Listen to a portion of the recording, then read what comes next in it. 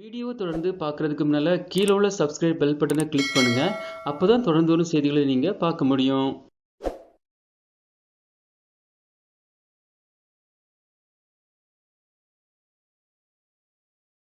மாணவியின் கைபேசியை பறிக்க அவரை மோட்டார் சைக்கிளில் தரதரவென இழுத்து சென்ற கொடூரம் அரங்கேறி அனைவரையும் அதிர்ச்சியடைய வைத்துள்ளது.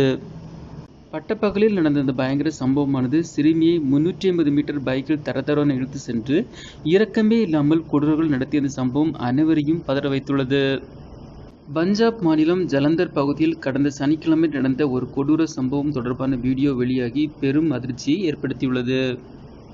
அதாவது சாலையில் 12ஆம் வகுப்பு படிக்கும் மாணவி லட்சுமி என்ற 18 வயது சிறுமி ஒருவர் நடந்து சென்று கொண்டிருந்தார். அப்போது அவ்வழியாக வந்த மூவர் மோட்டார் சைக்கிளில் வந்தனர். அவர்கள் சிறுமியிடமிருந்து செல்போனை பறிக்க முயற்சித்தனர். ஆனால் அந்த செல்போனை இறுக்கமாக பிடித்துக்கொண்ட லட்சுமி அவர்களிடம் போராடினார்.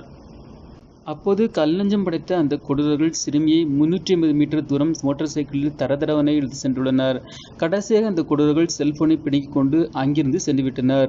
சிறிது சென்ற பிறகு வண்டியை அவர்கள் நிறுத்தினர். அதில் ஒருவன் மட்டும் இறங்கி வந்து என்னை மன்னித்துவிடு என்று கூறிவிட்டு அங்கிருந்து சென்றுவிட்டான். இதில் படுகாயமடைந்த லட்சுமி மருத்துவமனையில் சிகிச்சைக்காக அனுமதித்துள்ளனர்.